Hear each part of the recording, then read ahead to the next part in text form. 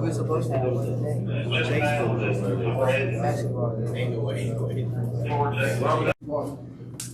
Pastor Collins. Pastor Collins is going to lead us today in our discussion. Before I get started, introduce you to Captain Big Sam. This is Sergeant Wiggins. Everybody know Coach Washington, Coach James, Coach Thompson, and Chief as well. So Coach Coggan. And Coach Captain Walker. So again, Coach Coggan and Coach Hayes. All right.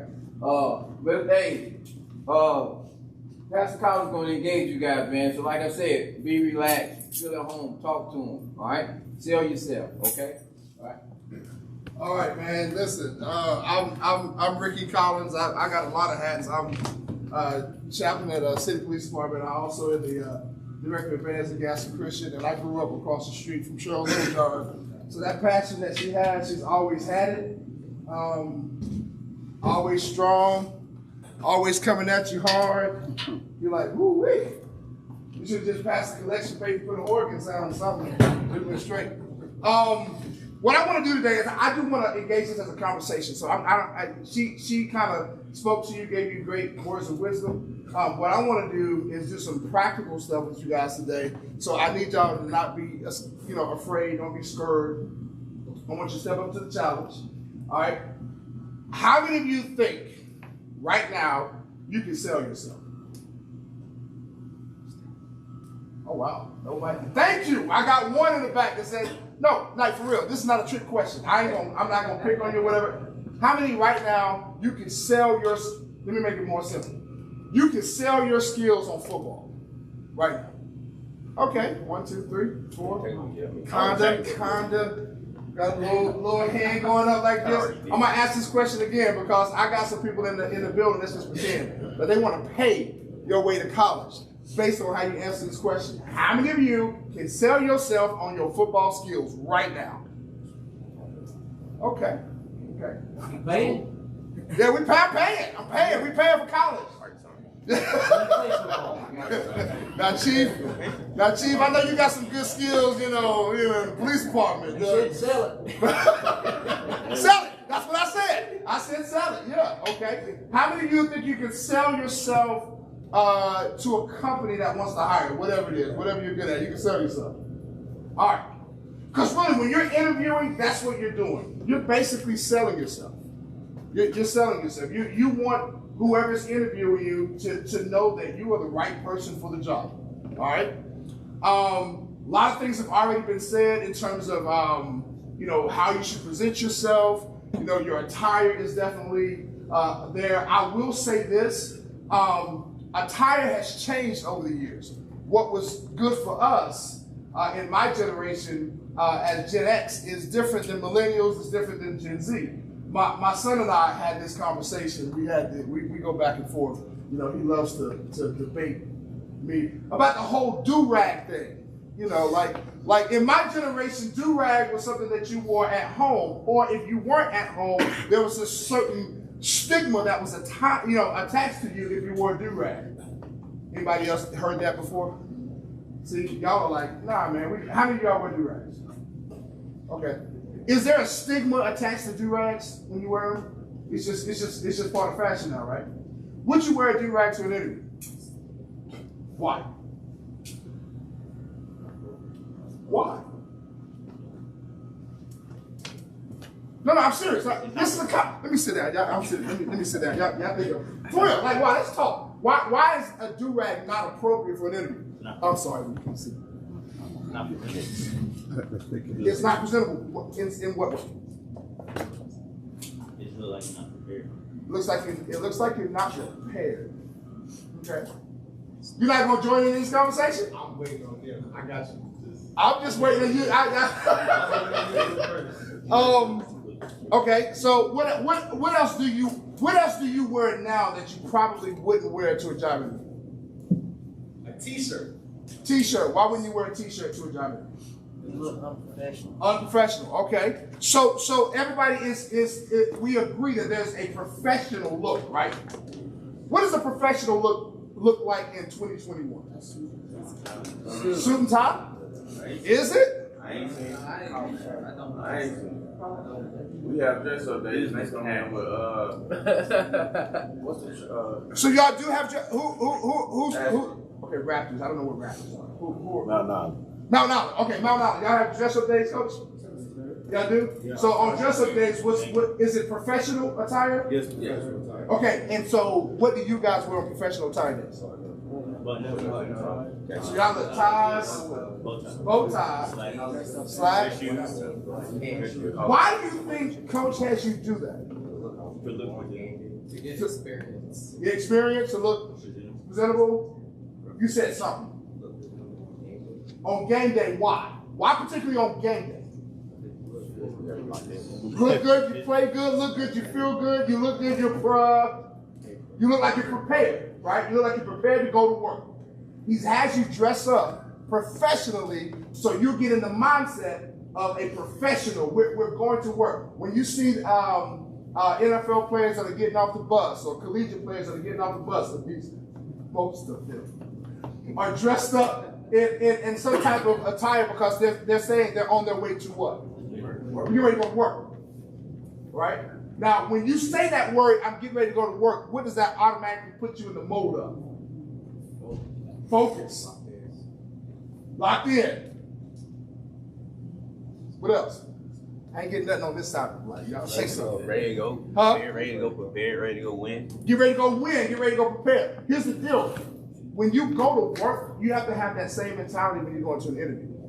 All right? So what I want to do is, based on who you are right now, how many seniors? Any seniors in the house? Ah, yeah.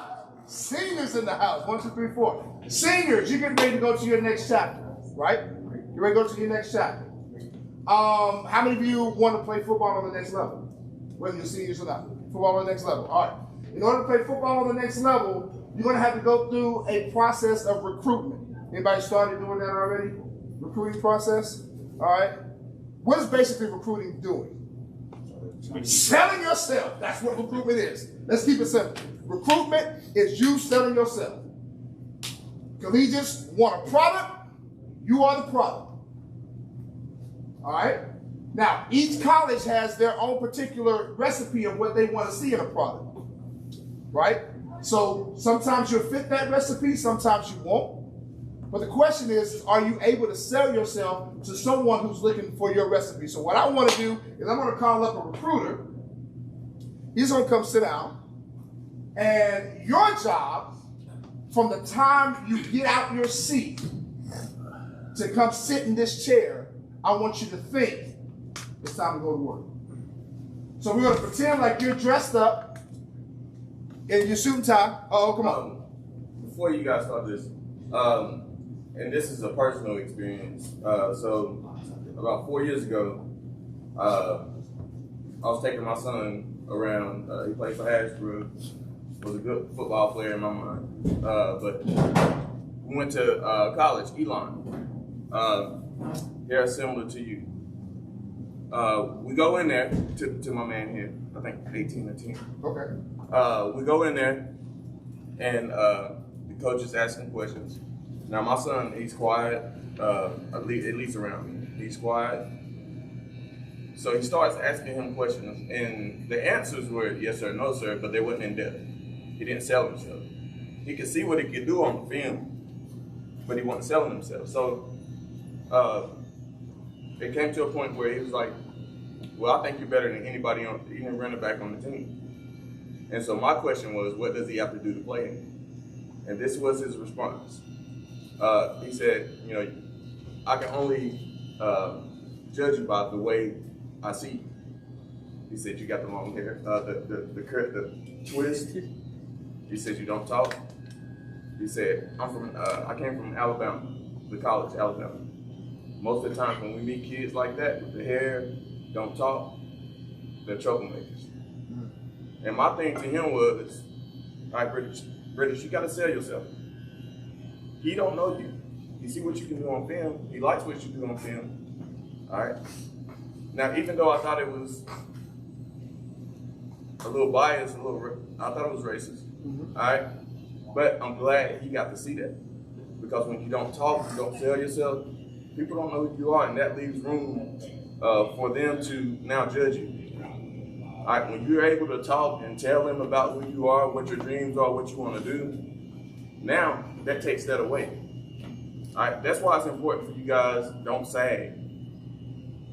All right. Walking down the halls in school, not using foul language.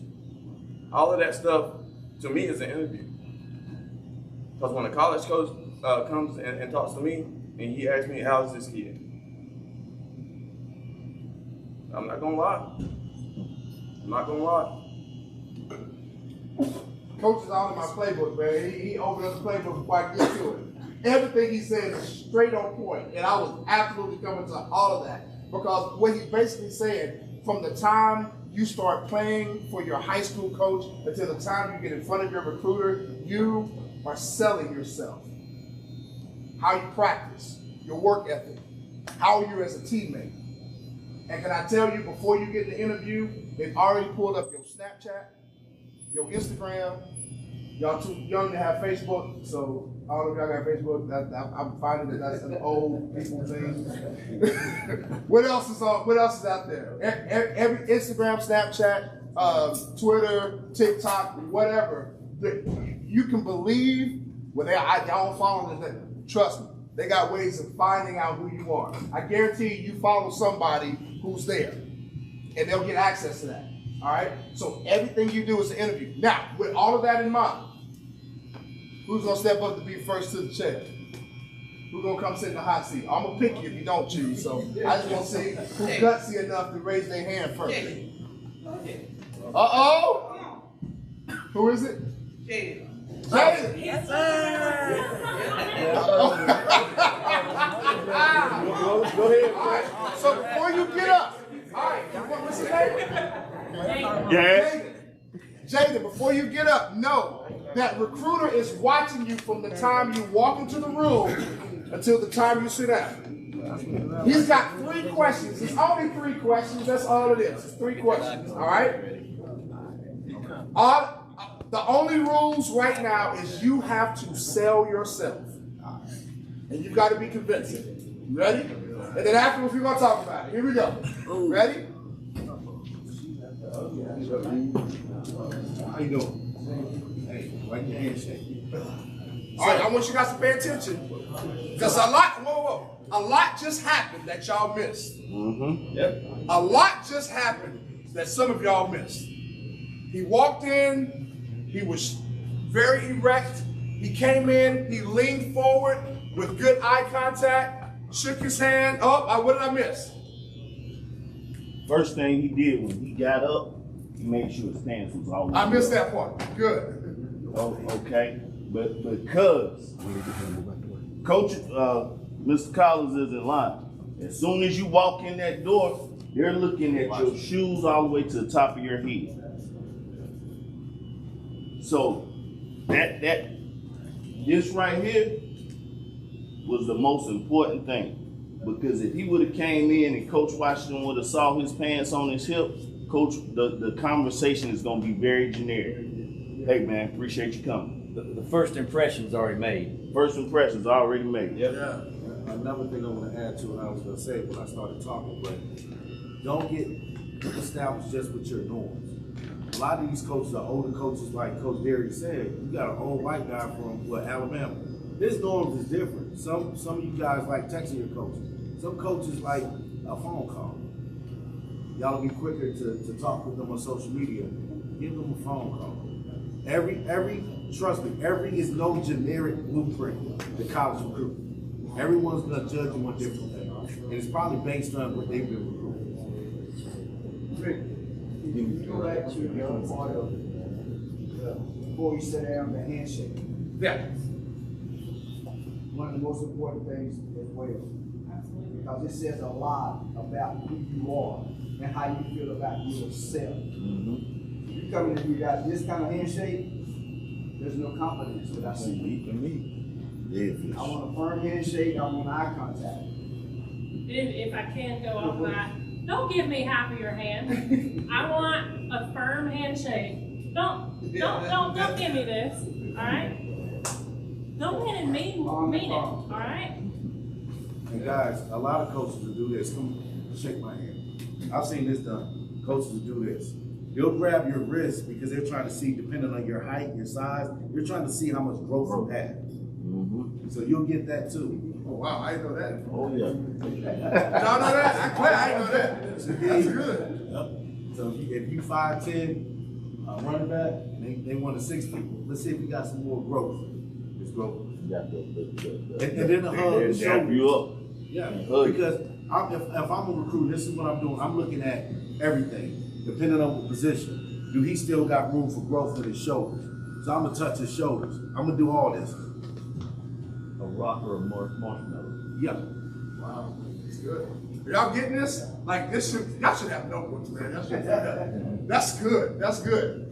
Another thing, notice he even mentioned good handshake, good eye contact. Always look at someone in their eye. Just respect them. Hey, how you doing? When you don't look me in your eye, I feel like you got something to hide. I feel like you're hiding something from me. I feel like there's something that you're trying to get over on me. All right? So, you sat down, we had an interview, he ain't even got to the questions yet. He's already beginning to sell himself. All right? Now, How's your GPA? Great. What's good? A's and B's, okay. And what class? What's your favorite class? Wow. So you like math, right? So what about the other classes that you don't like? That makes math your favorite. So you struggle with Spanish a little bit? So if you struggle with Spanish, what's some ways you should be working on to try to get better?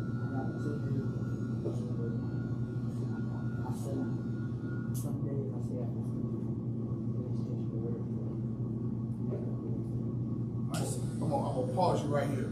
Woo, come on, I'll come here first. You never answered the question. You asked him what was his GPA. He said A's and B's. His eyes went to the left. He had to think about it. It says a lot about who you are and whether or not you even can sell yourself, because at the end of the day, you're supposed to know what your GPA is at all times. They want to know. They want to know a number, because A's and B's is subjective. You could have got an A on the test last week. Right, let's make it football. Let's make it like football. Now, I'm gonna pause on everybody. The only reason he says he has A's and B's is because Jaden Gass is a freshman, so he doesn't have a GPA right now. This is his first semester in high school. I got you. Now, to back end that, they're absolutely correct.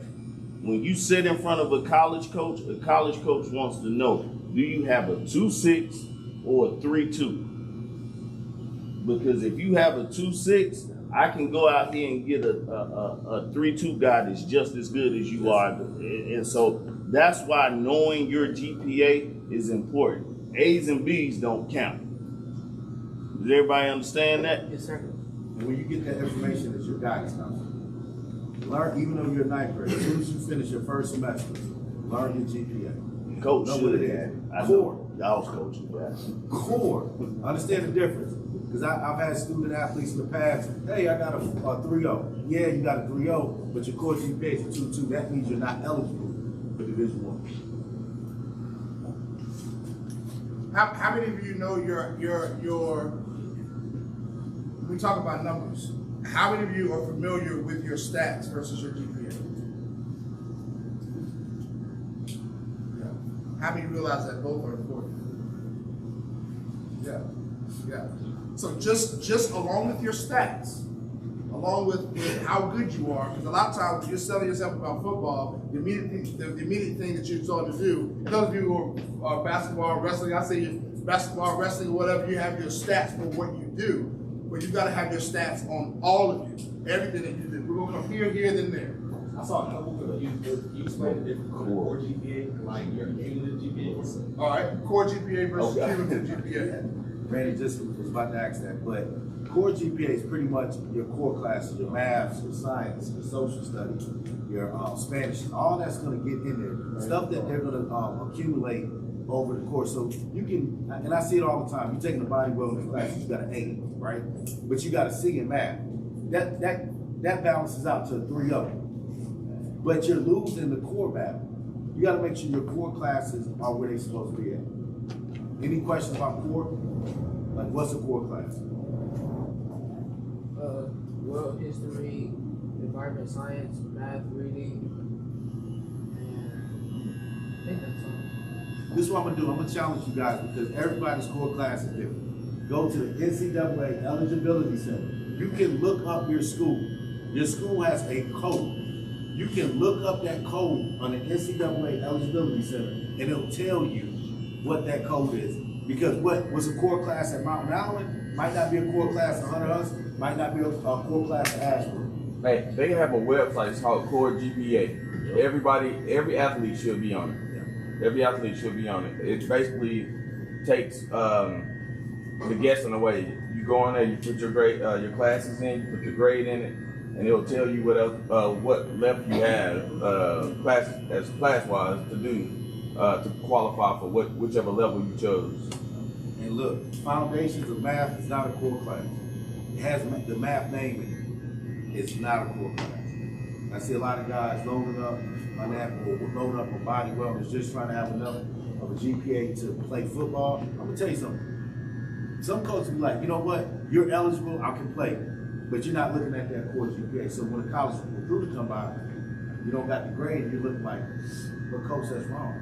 I've been told my GPA was this. So get to know who your guidance counselor is. Talk with your guidance counselor through the process. And I would argue that your GPA is more important than any of your stats. Because we've had, 4 years ago, I had a kid that had 200 yards receiving, 3 touchdowns as a receiver, and he got 3 Division I offers. Really, it's your clip. It's the quality of clip that you have. But we'll get into that later. We'll get too deep. Actually, the statement I was going to make is basically just what the coach said. Your most important stat should be your GPA. You should start, especially freshman, sophomore. Go ahead and now, because I guarantee if I ask you how many tackles you had, how many catches you had, yards, touchdowns, you know that. Go ahead and start considering your GPA. Make it important to you. All right, make it important to you now. Because like you said, that's going to be the first thing when I went on recruit trips. I mean, they can see the measurements. They can see that you're 6'5", whatever. That's the first question that they ask. What's your GPA? And guys, I see it. And guys, Coach made a statement to go talk to your guidance counselors. For real, go talk to your guidance counselors. All right. And if you feel like they don't have enough time for you, I need you to say I need to make an appointment, and so I can block out a certain amount of time so I can make sure I have your full attention. Because this is what I need. And go in there with a list of what is my GPA, what are core classes, what are this, anything that you don't know, don't be afraid to say, I don't know this. Can you tell me? They're there to tell you. That's what they're there for. And a lot of times guidance counselors, because there's so many students at all these schools, they only get bogged down with certain things, and it's only the people that are asking the questions that's going to get the answers. All right? Yes. Well, that was kind of what I was going to segue to as well. Make sure you are engaged with your guidance. I'm the business manager at Hunter House, and I see a lot of students wait till their senior year to figure out what's going on. You can't wait till your senior year. That's too late. You got to figure that out now in the process, whether you're a freshman, a sophomore, or junior. You can't wait till your senior year to figure out, am I going to graduate or what's my GPA? You need to find out in the process as you're building yourself, your core classes, your GPA, whatever it may be, whenever you decide what route you're going to take. You need to make sure that you're in the process of engaged with your guidance counselor. They may get aggravated, so what? That's what they're paid to do. Right. Right. If you feel like you're not getting the counseling or the guidance that you need, let somebody know. Don't be afraid to go to somebody else, even if it's a principal or AP. Because that guidance counselor is there to help you along the way. That is what they're paid. And their idea of knowing what you need to take is set up in their system for your core classes or whatever you need to do. But you need to make sure that you engage yourself with those guidance counselors and make sure that you stay on track or your parents stay on track. Like I said, you can't wait till your senior year, that last semester. Am I going to graduate? Or what is my GPA? I see it all the time. Kids are upset. Come May, they're upset. But you need to be engaged, and that's your responsibility. That's not your parents' responsibility. That's your responsibility. And there again, it shows you kind of taking leadership of your ownership of your own career or what your next level is going to be. And I see it. One thing I want to, can I be real with you? Can I be real? I understand that not everyone has a parent that's that involved, particularly in their education. And a lot of times, maybe because they're not there, but a lot of times it might be because your parents didn't really get the education that they could have gotten. And can I just be real with you? They're nervous in going into an education field, not knowing what to ask. Sometimes it's a cop-out that we adults do. I'm just gonna be real. And sometimes when we're nervous and we're scared, we'll say, well, I ain't got time for that, or well, you go do it, that kind of thing. Let me tell you, they're scared because they themselves didn't get that type of education, and they don't want to walk into a situation where they don't feel that they're equipped to have that adult conversation. That's where you've got to step up and say, I don't know, tell me. All right? You've got wonderful coaches that are here that want to tell you that too and help you and assist you. So if you need an adult, go to your coach. Say, can you help me with my guidance counselor? Because I want to make sure I got this on lock.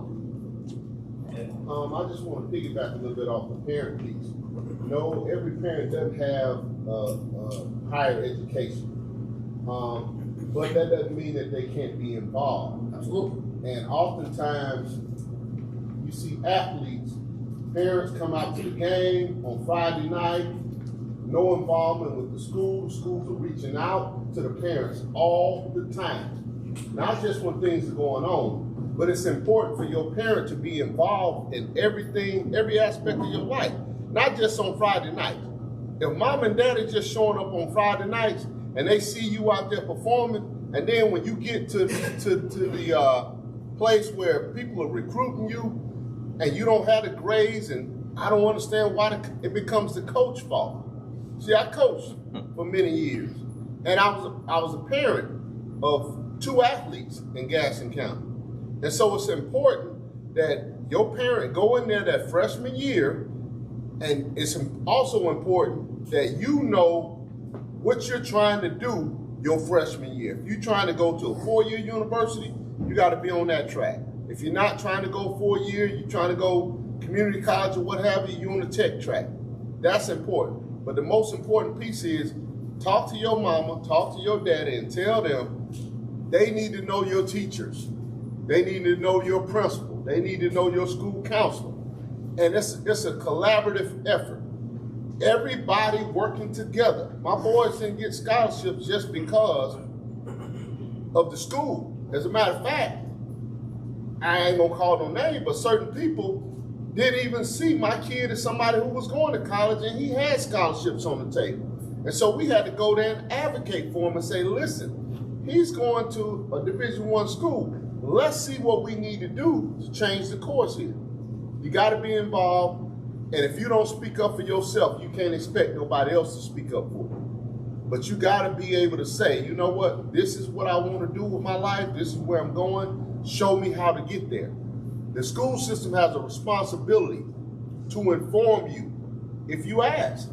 Even if you don't ask, they still have a responsibility. It's somebody's job to see that there's an issue and to help to identify that issue and to get you the services and things that you need. But you got to play your role and your part.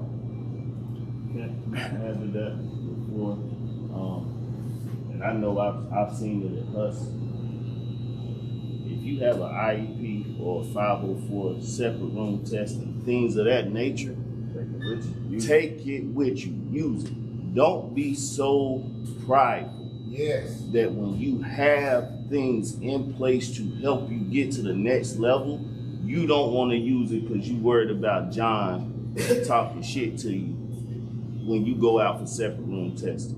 If you have stuff in place, use it. Because it will be those things that give you that extra boost when it comes down between you and that kid from Georgia. And that's one thing I don't know about Mountain Island or Ashbrook, but I know with Husk, that's something that I'm battling with now, is getting my guys to understand, hey, it's okay if you need a little extra help. Guess what? We as adults need a little extra help. I need extra help every day from my wife. That's called being a man.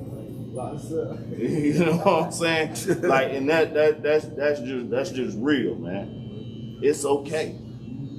Anybody that tell you they don't need help, they full of shit. Oh, you good? All right, and this is something that he said about selling yourselves, right? And this is, he can kind of attest to this. You can't leave it up to your coach to tell your story, all right? One in case, my son was at Ashbrook, and he don't talk about it a lot, but this man was a college coach. All right, recruited this area. He called and asked about my son, and the college coach told him he didn't think he could play. All right, the same high school coach, same kid that's at Carolina right now. You can't leave it up to somebody else to tell your story. All right, you know more about you than somebody else, right? You got to be able to project that. And that goes into something that let me add to what he said. Captain Biggerstaff said as well, is that as you're talking, and I want to get back more to the interview process. This thing rolled into a whole lot of stuff. I'm hoping you guys are gathering this. As you're talking, speak up. Be clear in your communication. Probably, you know you like this. You know you don't like this. Be definitive in what you want. What's your favorite thing? My favorite subject is math. Why is math your favorite subject? Well, my favorite subject is math because I enjoy da-da-da-da-da-da. Give a list. Have a conversation. Try not to end it with just one-word sentences or one-word answers. Have a conversation, all right? And it's got to be authentic, so don't lie. Talk about why you like this. Talk about why you don't like. I don't like English. Why don't I like English? Here's why I don't like English. Because math is definitive. 2 + 2 will always equal 4. When it comes to English and literature, you have to try to figure out, what you think about this. And if my thought doesn't match your thought, then that thought may be wrong. I don't like English because of that. I love math because 2 + 2, no matter what, will always equal. See how that conversation just kind of flows? I just want to piggyback a little bit. It's also important to understand that when that scholarship comes in, that coach is going to be looking, the recruiter's going to be looking to talk to the head coach. You ain't been showing up to practice on time. You've been late. You hadn't been working. You can't expect your coach to lie to the recruiter, because even though you may be a good athlete, but you're not doing all these other things. See, college coaches are looking to invest in you. If you're being invested into, that means you're going to have to follow the rules. You're going to have to show respect. You're going to have to be where you're supposed to be when you're supposed to be there on time. These are things that play a very important role in a person recruiting you. If you show up to practice 15, 20 minutes late, you don't come and watch film, it's certain things that they're looking for, because they got to make sure that once they invest that $80,000, $100,000 into your 4-year scholarship, guess what? They need to make sure that you graduate and you get something out of it, because if they don't, when they come back to recruit a kid at Ashbrook or Mountain Island or Husk or wherever, they're going to remember that last experience. So it's important for you to do your part, because if you get that scholarship, you're going to be not only representing you and your family, but you're going to be representing that school as well. Listen, I wanna move on to the next level of interviews. So thank you, Coach, so much. I appreciate it. Did you guys get that? Thank you, JD. You're awesome, man. I appreciate it. Give me a hand. Before I move on, what questions do you have about anything that was said? No questions. Really? Okay. What was one thing Jada could have worked on for next time? Making sure that Interview process. just making sure that he be specific of what he asks, like what's GPA. Okay. Make sure he tells like what's your core and what's your real GPA, stuff like that. Okay. What's another thing you could have worked on for next time? Wasn't confident, more confidence. Okay. What things did he do well?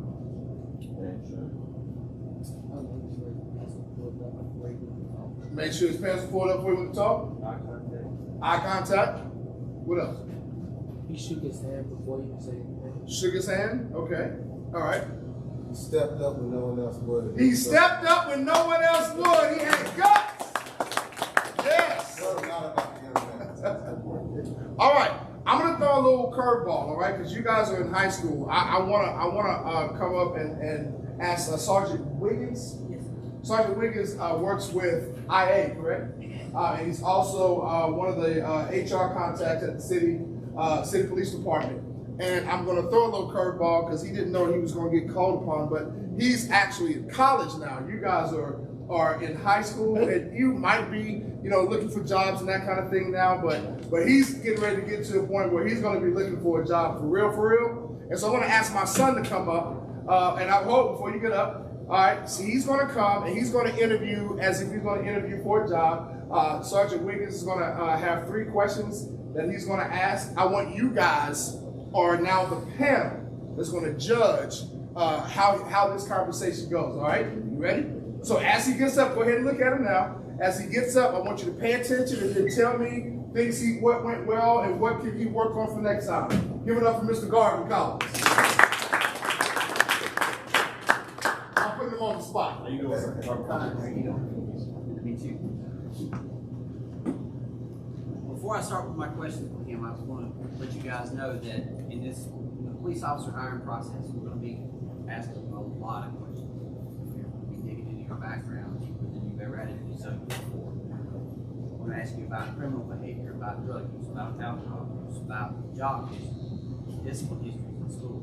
All of those things will be coming up. We've got under 20 questions after asking you to go through these interviews. We'll skip a lot of that, get some more specific, detailed questions this young man here. First and foremost, tell me about some of your hobbies. I am a musician first. I'm a part of the local marching machine at North Carolina A&T State. I'm an athlete as well. I play basketball just for fun. I was a swimmer in high school, so I went to reading and all conferences in high school, so definitely trying to keep my body in shape. Well, why do you think those hobbies would be important? If you get a job as a law enforcement officer, maintaining those hobbies, why do you think that would be important? I think first and foremost, law enforcement officials have to be in shape, physically fit as well as mentally fit. One thing athletes do that sports kind of taught is how to be dedicated and motivated to whatever they do. Athletes have to be passionate and love what they do in order to be successful. I think those are traits that they go for.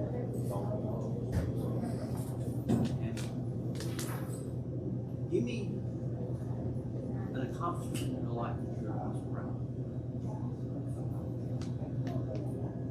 We will probably have to be the time we won grand champion my senior year of high school. I was in South Point High School, and I was drum major my senior year. And we worked very hard in the season just to try to make sure our music was tight, make sure our marching was tight, and we did it throughout the hard work in the face of overworking circumstances, and we were able to come out with grand champion. So that's all. Give me an example of in your life demonstrating that.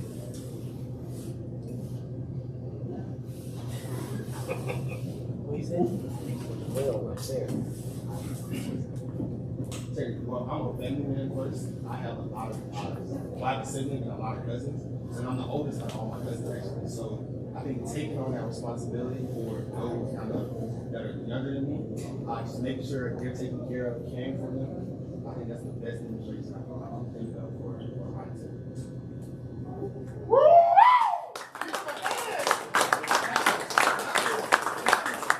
All right, let's talk about some things that Barber did well. What's some things he did well?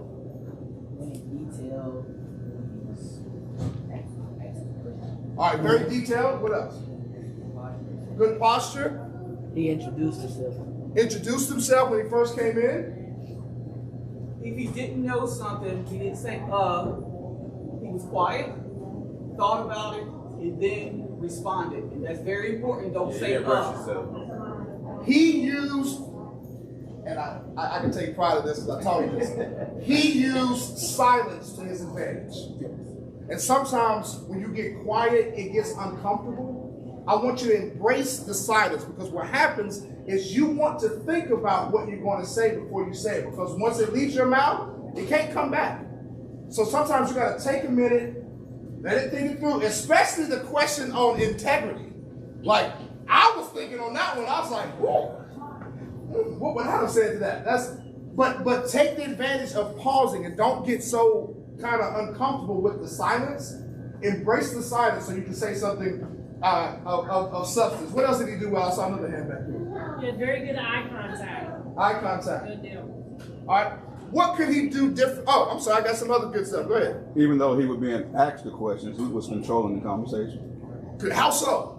That's a good thing. Absolutely. I mean, but he talked louder than the person that was interviewing, and he was very confident, stood up straight, sat up straight. Yeah. Controlling the conversation by his posture, about how the volume and how he responded. He wasn't intimidated by the questions he was asked. He was prepared for the interview. Even though he didn't know the questions that were going to be asked, you could tell at some point he's had the conversation in his mind already. So he knew going into it, what are my hobbies? What are my dislikes? What are my strengths? What are my weaknesses? So when he was asked, he was prepared. And even when he got hit with the curveball, like Sarge said, he didn't rush into that answer. Yeah. And another thing, if you got an 8 o'clock interview, don't stay up to 5 o'clock in the morning, because it shows on your face and in your eyes. Yeah, and that makes a big difference. Absolutely. What's some things he can do different for next time? Give me one thing he can do different. You got one, okay. You're going to critique yourself. Okay. Yeah, I talk very fast when under high pressure situations. So like that's one thing I'm working on myself personally. When you're sitting talking to somebody and having a conversation, you want to maintain that eye contact. Slow yourself down. You got to intentionally slow yourself down. If you talk too fast, they're not going to believe what you're saying. They're going to feel like it's very generic answers. Oh, he planned for this. You know what I'm saying? Oh, these are just random things off the top. Be genuine in your answers. You know what I'm saying? Slow down, relax, have a conversation with them. It's good. I just want to add to what a couple of these guys were saying. When he came in, he took control. He owned it. Yeah. He owned the room. He was confident. You could tell the young man just exudes confidence. Wow. Absolutely. I mean, he owned it. That's like when you think about it on the football field. You go and step on the football field. You own it. That's your field. What sets the tone on the football field? The first what? First play. The first hit. He said it.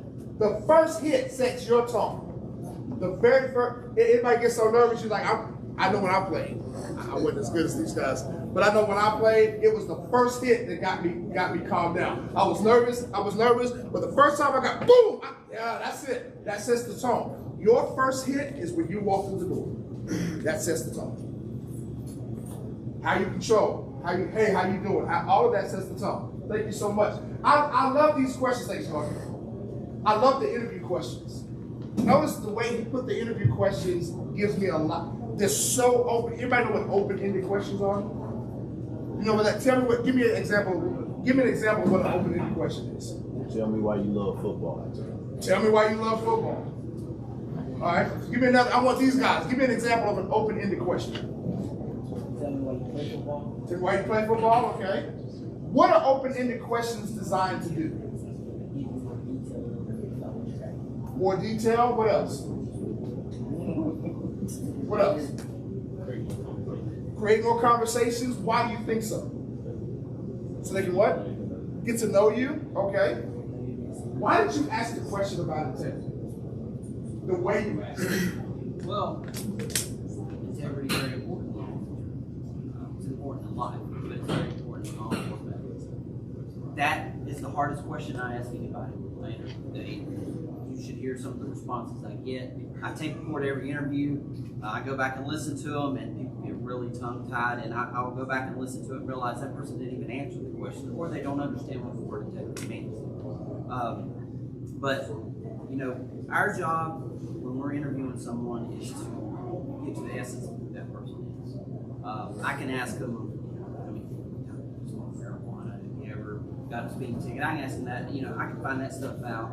That's basic information, but I want to get to know that individual because we're investing a lot into that individual and that character, and we want the best.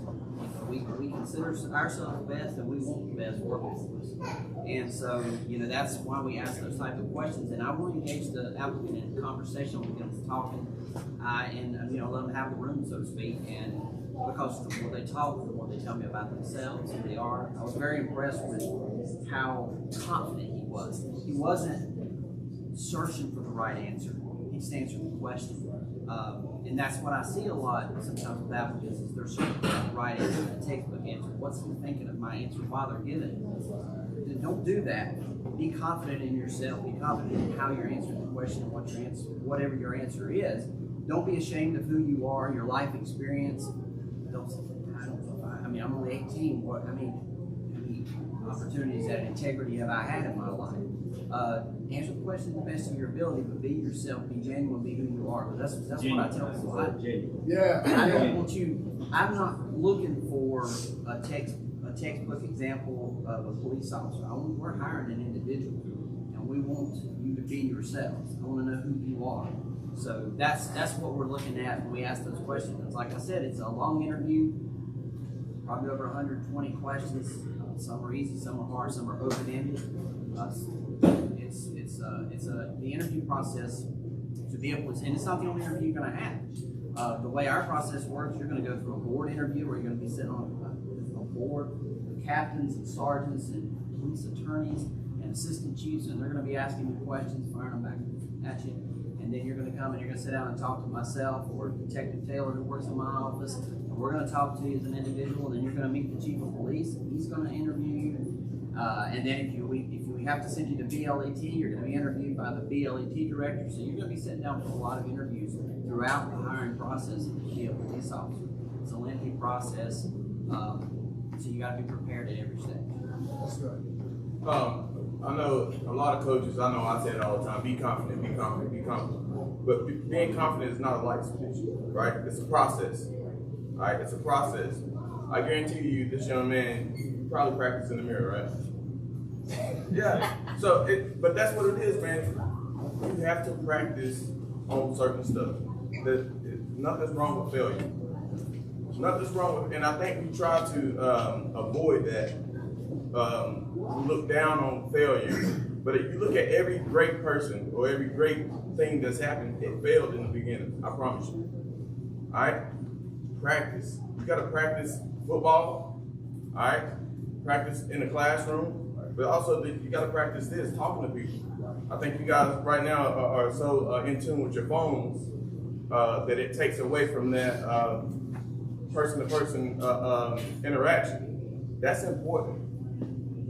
That's important. Me and Coach Southern had a conversation about our kids responding back to college coaches. All right, you said it earlier. Some coaches like text messages. All right, but if I want something and I want that coach to know I want something, guess what I'm gonna do? I'm gonna call him. I'm gonna build that relationship with him. I'm gonna get on his nerves. All right. Yeah. My first job working at Bank of America, I was a senior in high school. And just to be honest with you, I didn't want to push no buggies at Harris Teeter. I definitely didn't want to flip no burgers. I worked at Hardee's for one day because my boys on the basketball team worked there. I realized that ain't what I wanted to do. Those of you who work in fast food, God bless you. You're awesome. I didn't want to do that. I wanted to work. I was like, yo, my girlfriend, my wife now, my girlfriend at the time worked at a bank. And she was inside in the AC, sitting down the entire time. I want to do that. And get paid at the time $16 an hour. Wait, what? Food Line was paying $8, they were paying $16. Sign me up for the 16 and the AC. I called my lady that was interviewing, I called her every single day. I got on her nerves. And you know what she said? I'm gonna go ahead and hire you just so you can stop calling. No lie, that's what she said. I qualified, I had to go through the testing, but I wanted to say, hey, are you heard anything yet? Hey, because I wanted that job. Can I tell you something else that you can do before we go to the next part? Because we got to get ready to wrap this up. Just like the police department is going to do some background checks on you, just like the recruiters are going to be doing background checks on you, you know what you should do? You should do your research too.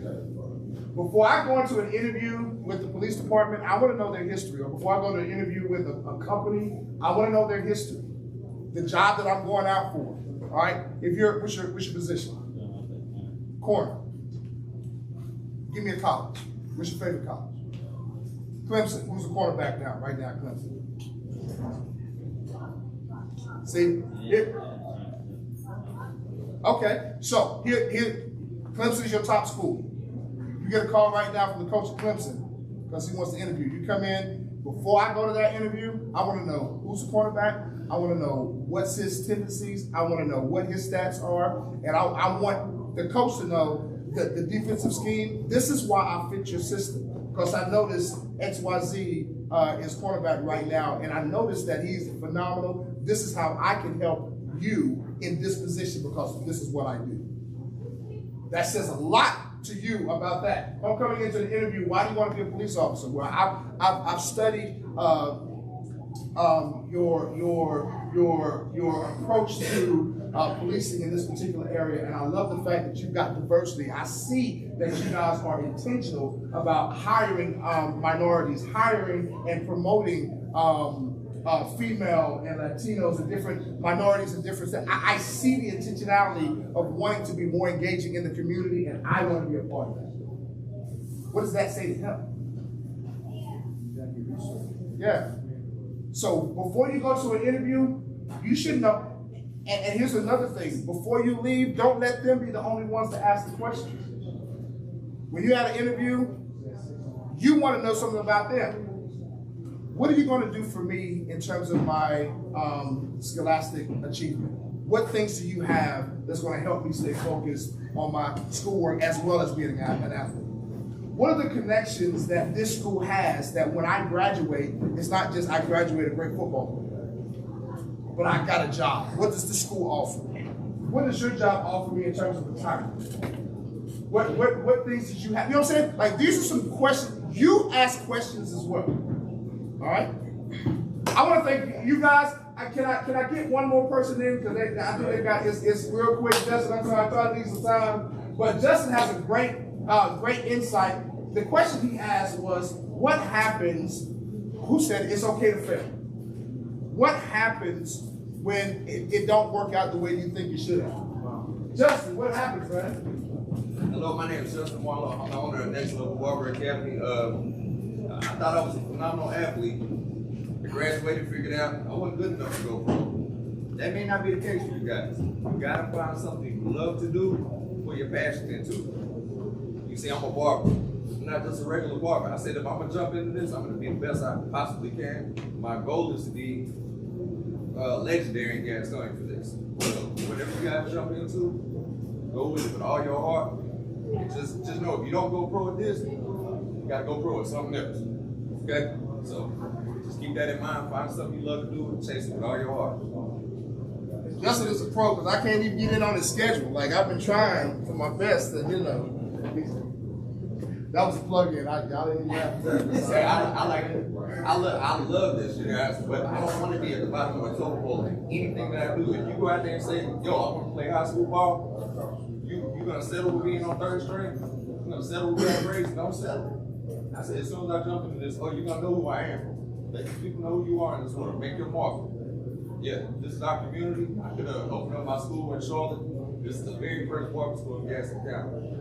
We graduated, I think, close to 20 people now.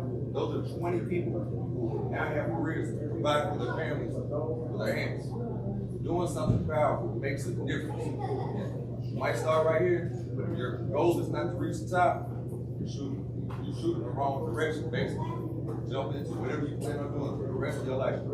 For y'all into. All right. Can you do me a favor? Can we just celebrate all these coaches and these entrepreneurs and officers that are coming?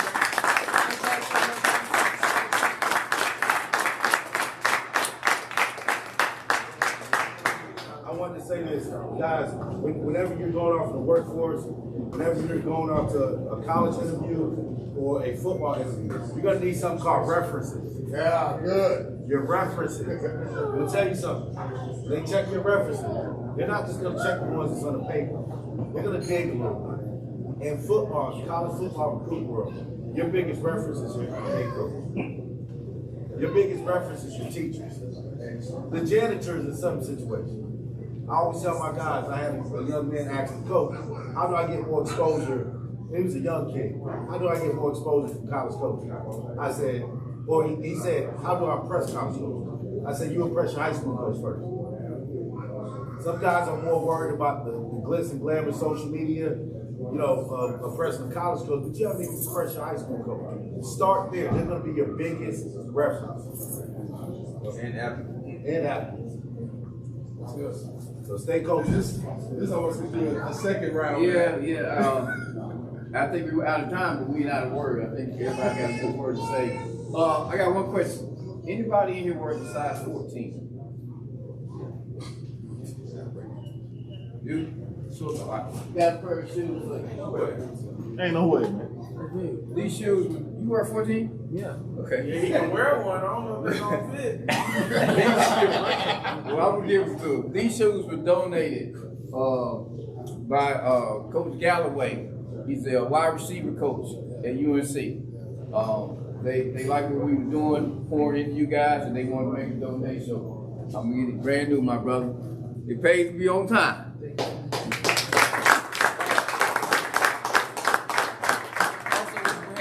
I had some church members donate some ties, and also Marlo donated some t-shirts. So if you guys need a tie while you're getting ready to go, be ready for your interview. You look professional. Just come up and take whatever you want. I want to thank y'all for coming out. We'll be back in this again in January. Okay. We're talking to different people, trying to do stuff for you guys. All right. As adults, as grown people, we got to pour into you. We can't sit back and judge you. What you're doing, what you're not doing, if we're not teaching. We got to teach you how to be men. Teach you how to be future leaders. So that's our goal. So yeah, I have something. You probably want to share this with the crowd. Did you just recently get a recognition? What was that? Go ahead and I just recently I was nominated and won the Hometown Hero Award. Oh yeah.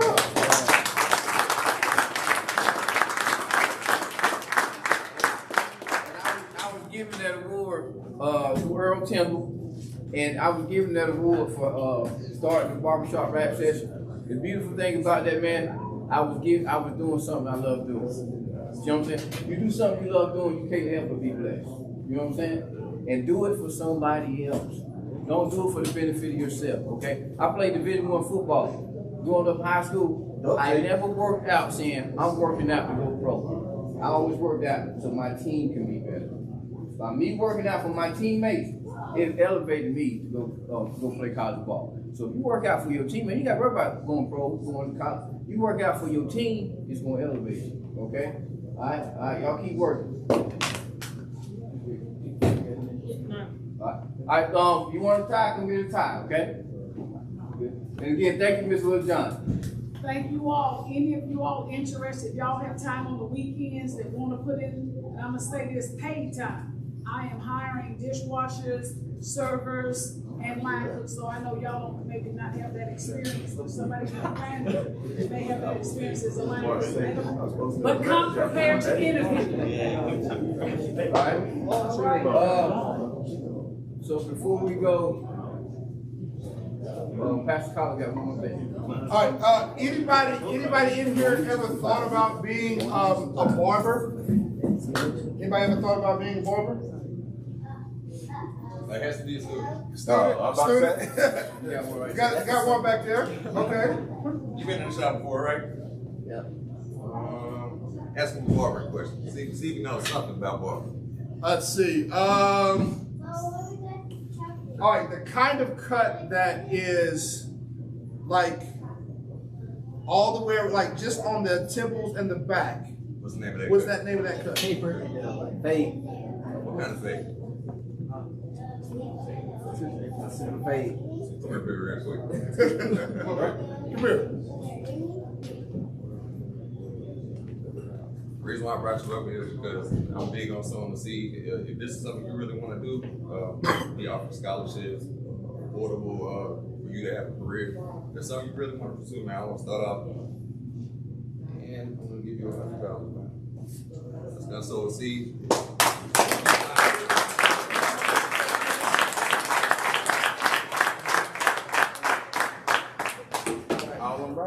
Again, thanks you guys for coming. I'm gonna keep staying in contact with your coaches, all right? This is just the beginning, okay? All right? Coaches, thank y'all so much, man. Guys, if you need time, please come up here and get some. Hey, Ashbrook, y'all better go and get some time because I ain't want to hear no, I ain't got no time. When I would go to the barber shop, we would have stuff happen all over the country. People would always ask, why this, why that, you know, and they would have their opinions about stuff, and there was our opinion about it. So I said we need to get together and have a conversation in the situation and in an atmosphere where everybody can be free and we can learn from one another. So we've been doing that ever since. We've had some meetings where we talk about traffic stop, domestics, mental illness, which is a big deal, it's a big thing right now. And today we're going to talk about interviewing. Or selling yourself, all right? So I'm glad we got a lot of young people here today. And the reason I came up with that topic is my son I got a 14-year-old and I also have a 17-year-old. And my son right now is being recruited to play soccer. And we go on these official visits. We get out and we talking to people about money, vice presidents of a mission and things of that nature. And what they're doing, they're sitting down and they're interviewing him. And so that has nothing to do with me and my wife. He has to pass that part on his own. And then like Coach Washington and Coach Thompson and Coach James take you guys to these on these recruiting trips. We have some guys, we took some guys down to the Carolina game a couple weeks ago. And when you meet these coaches, they're getting a look at you physically. They see how you look, how big you are, how strong you look, but they also trying to get to know you mentally. They want to interview as well. I had some kids talking to one of the coaches' wives, and she was carrying the conversation, and they were respectful. Yes, ma'am, no, ma'am, but they weren't engaging her. And I pulled them to the side, and say, man, when these guys are interviewing you, or not interviewing, when they're talking to you, they're trying to learn you. They're trying to learn you. Will you fit in at the school? Are you somebody that's going to be an asset to the school? So when coach takes you guys on these recruit trips, you want to engage people, all right? And then to bring it all back home to law enforcement, in law enforcement, and I got Chief Britton here as well. In law enforcement, you want to look like the community you serve, meaning you want to be diverse and match the community you serve, okay? And believe it or not, the best way to do that is for us, we're going to have to hire more black officers, more Hispanic officers, more female officers, all right? And this right here gives us a chance to introduce ourselves to you guys at a young age, and it could be a possibility that you're going to come to law enforcement. I know when I was growing up, you couldn't talk to me about being a police officer. Because in my neighborhood, when the police came, people ran. In my neighborhood, we used to hear people cheering when the police was running. I would be, go, go, go. So I know this, I never thought I would be in law enforcement. All right? But now that I am in law enforcement, I see the need for more black officers. And thing is, we need more of you guys to become officers. So I asked Detective Wiggins, who's Sergeant Wiggins, to come. He's over I-8 and he's over hiring. So he's gonna help us go through some of the stuff we do with hiring, give you guys some insight, not just for a law enforcement standpoint, but overall. It's steps you have to take overall to get a job, okay? So we're gonna do that. And also, I got some coaches in the building, and they're gonna talk to you about some stuff as far as when you're being interviewed for these scholarships. When people are recruiting you, you have to sell yourself to the coaches. You have to sell yourself to the employers, and things of that nature. Before we get started, I want to introduce Chief Britton. How's everybody doing? Everybody good this morning? We're still morning, right? Almost. So you might see some of these, you see these officers, the sergeants and the captains listening to the radios. We got something going on out there as far as the chase coming in and out of the city, so they have to listen and listen up what's going on. I can tell you that right now, whether you realize it or not, but right now, the things that you do and the decisions that you make could impact what you're able to do in your future. The things that you do right now, right, that you think may not be following you, they may very well follow you, because the beginning part of these interviews, like Sergeant said, you selling yourself, right? You have to make sure that the people that you're sitting in front of know that you're the person that they need to pick. And that's where it starts. And I say that about the decisions you make. How many people got a cell phone? And social media, right? All of it. You think that stuff goes away? Poof. No, it don't. So think about that kind of stuff and think about how it can impact you down the road. I want to thank the event center here for having us. Barlow for bringing in folks and cutting hair. Thank you for having us here. Captain Walker, Captain Biggerstaff, and of course Sergeant Soda, Sergeant Wiggins, who's the sergeant in also professional standards. So he organizes our hiring process, and then of course Ricky Collins, he's one of our chaplains and also associate pastor. Is that right? Down at Tabernacle. So I can tell you, as a chief, I've got 178 sworn positions, another 24 or so civilian positions. So as a chief, whenever I'm sitting in and I'm listening to making the final decision on hiring somebody, and I don't want you to think that this is just law enforcement, right? This fits for a lot of things and a lot of opportunities you have when you go to sit down and interview. But if I got somebody sits down in front of me and can tell me about my organization and can tell me what my missions, the goals, and objectives are, because they've done their homework, then I know that somebody is sitting in front of me serious about wanting to get that job.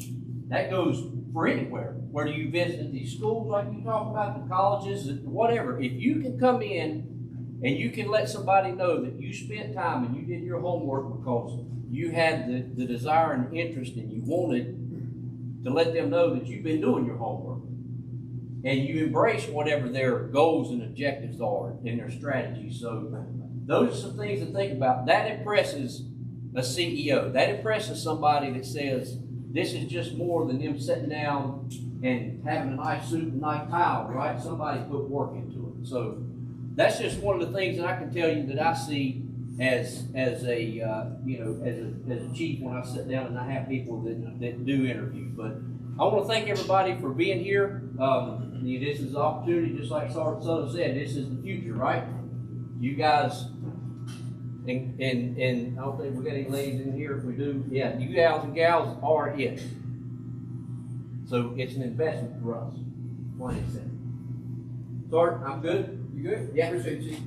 All right, also, I want you guys to meet Miss Littlejohn. Miss Littlejohn played, I have to tell everybody this, she played Division I basketball, won a national championship at Tennessee. Played for one of the greatest coaches ever. So this is her center. She was nice enough to let us come in and host. And she's very excited about what we're doing today as far as talking to you guys about selling yourself. So I want to give her a chance to say a few words. How y'all doing this morning? Good. One of the things that I like more than anything is, you know what? It's always dressed to impress. You all look like a team. So Coach, you did a great job. I'm gonna say this, I'm gonna keep it short and sweet. This is a blessing to be able to have an event that is going to teach you how to be professional, how to get a job, how to keep a job, and still how to, guess what, continue to be successful. I'm in a position, and I'm going to say this, and I don't even know, somebody told me this morning, I saw you early, I said the early bird catches the worm. I was at Walmart when they opened. Yes. I was blessed, and I'm going to tell you this. Interviewing is one thing, and my grandmother used to tell me it's not what you know, it's who you know and who know you. But being prepared is coming to an interview, guess what, with the right dress. Even if you don't have any experience, learn how to write a resume, your bio. Some of us don't have any of the experience, and that's okay. But I'm gonna say this, put some manners in your mouth. Yes ma'am, no ma'am will get you a long way in life. I had an opportunity, and I'm going to say this, I know my spirit is high. It's because a great coach came here this week. And I'm going to say this, maybe I was embarrassed, humiliated on national TV. Chef Robert Irvine from the Food Network, he coached me this week. He challenged me to step up and go back to coaching, not in the game of basketball, but over at that restaurant. Because I had lowered the standards. And he said, you wear that shirt proudly. The Lady Vols Legacy and Legends Foundation. And it says promoting a spirit of excellence. He said, but guess what? I don't see excellence in this restaurant. And when I tell you, and I know y'all's coaches get in your face, down your throat, I had that experience, and it will be, guess what? Televised to 1 billion people in March. He has 1 billion followers on the Food Network. I'm going to say this. He challenged me to be a better person. He said, get back to leading. These young people's future depend on you changing. Change is a must. So guess what? When you all go on the field, on the interview, or whatever you do, dress accordingly and come ready, guess what, and willing and just being coachable. I have 5 young women and 3 high school young people working here. He made the commitment. He said if they do the work, they'll never have to worry about, guess what, their college being paid for. I got a $150,000 renovation this week at that restaurant for free. And he said, you all did not qualify. Now somebody need to hear this. I was a role player at Tennessee. I starred in my role. You got to start in your role, whatever that is. He said, maximize. This is your rebound moment. He said, you are a repeat offender. Helping kids got you fired. He said, but you knew the rules. He said, I need you not to break the rules. I'm going to give you a game plan so you can be successful over here. He said, but it's not your life. Those young people are dependent on you to do it the right way. Your coaches got you here. Do it the right way. Show up early. To be early is to be on time. To be on time is to be late. Everybody wants to win, but are you willing to, guess what, pay the price? Every last one of those young people over there, let me tell you this. Since the airing of our show, 2 people have quit. Guess what? I had to get back to coaching. I had to raise the bar. Raising the bar. This right here raises the bar in this community.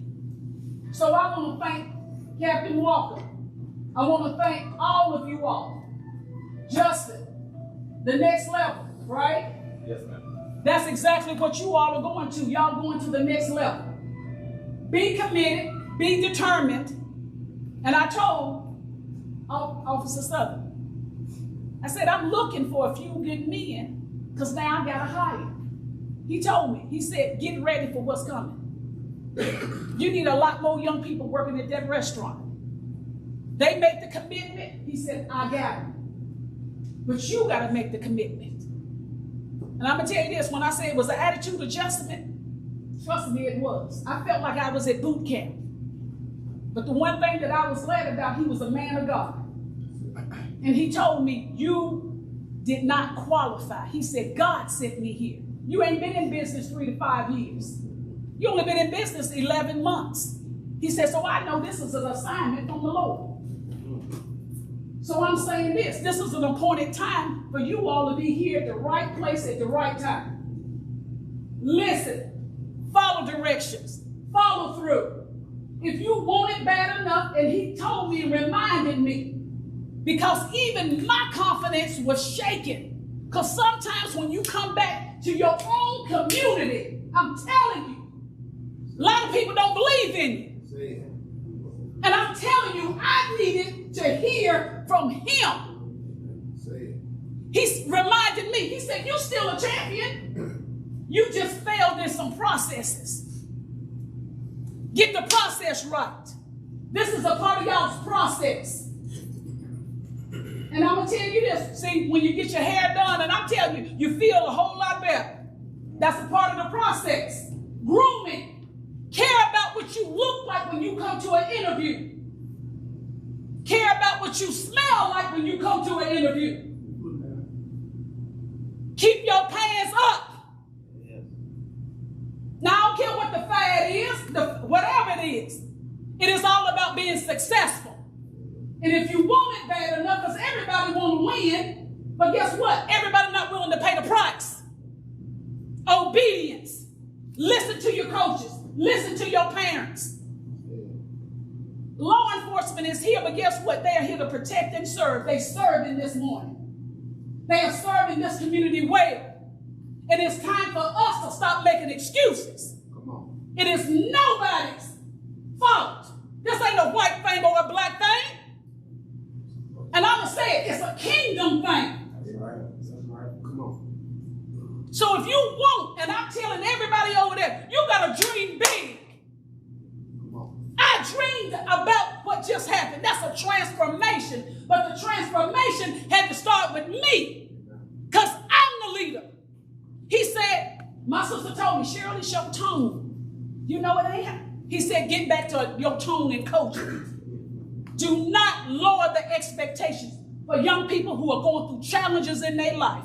And he reminded me, Pat Summit didn't care that you came from a single parent background. She did not lower the standard. Get back to doing what's right. Because everything that you do good sometimes is not right. It's time for all of us in this community to step up. Don't worry about who you don't like you. You gotta like yourself. We need a transformation. The same thing that I went through, I committed to him. He said, you are part of my family. And I'm a winner. And I'm a champion. And when somebody comes in, and I'm going to say this, in 3 days. Now, folks that know about the Word of God, they know what I'm talking about. In 3 days, that restaurant was transformed. But I'm going to tell you this, he made an impact on me. I'm still in the game, and it's called life. I don't have to coach on the court no more, but I know I'm still coaching here on this block. Some of us stop listening to what folks say where you live. I came from York Street, Barkley Street, Radio Street. Come on. It ain't about where you, I'm going to tell you this, ain't got nothing to do with my past. He said, stop looking back. Stop being ashamed. I ain't embarrassed about where I come from, but I know where I'm going. It is your present, and it is your future. And it's a wake-up call. I control what's what's going on here and there. And I'm going to tell you this, when I told him, it's a brand new sheriff in town. I'm back. Trust me, I'm back. I'm raising the bar. Everybody here is raising the bar.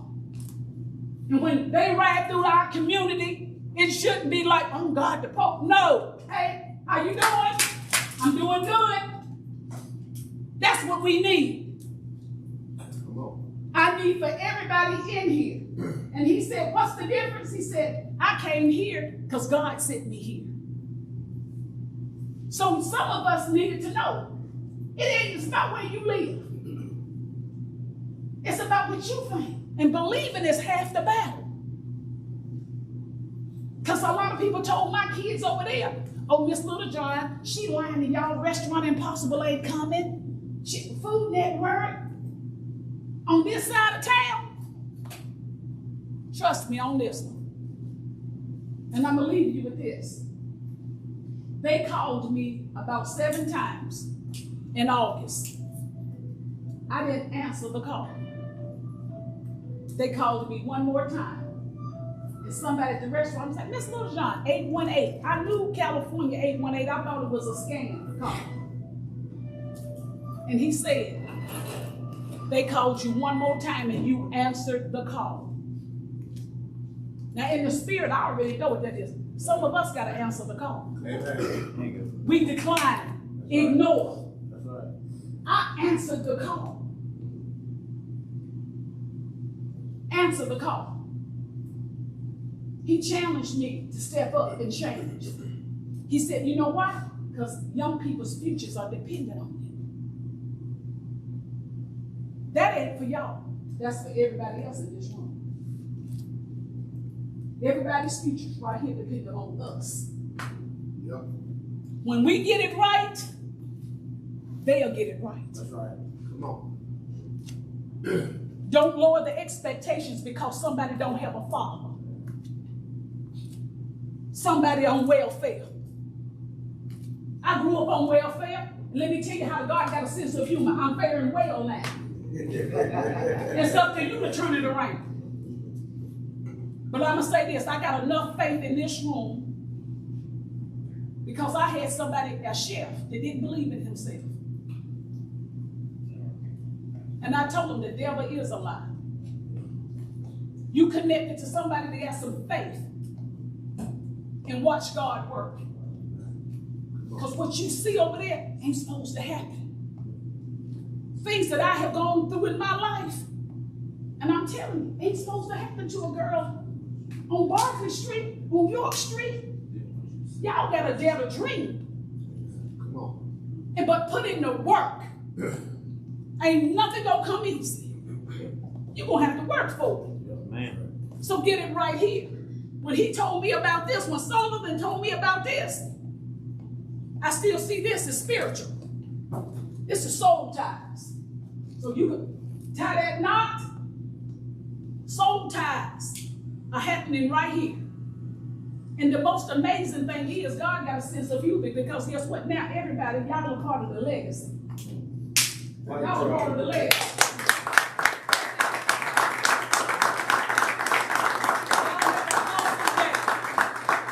Thank you, Justin. Thank you, Mr. Johnson. Next.